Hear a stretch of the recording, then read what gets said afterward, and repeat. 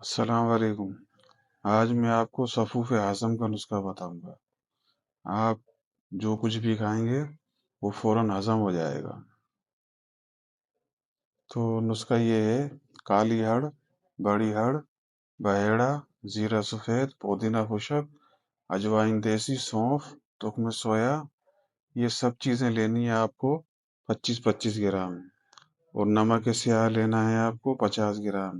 سنا کے پتے آپ کو لینے ہیں 10 تولہ۔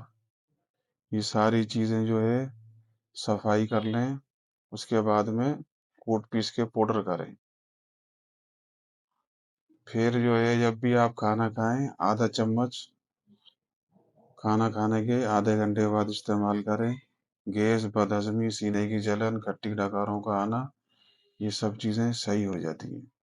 اور آپ چاہتے ہیں کہ ہاضمہ قبض زیادہ رہ رہی ہے تو آپ جو ہے 1 چمچ بڑا رات کو نیم گرم پانی سے کھائیں، صبح آپ کا پیٹ صاف ہو جائے گا۔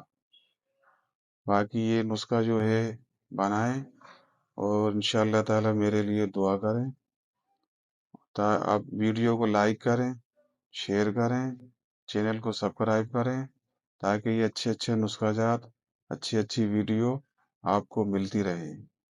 مجھے اجازت دیں، خدا حافظ۔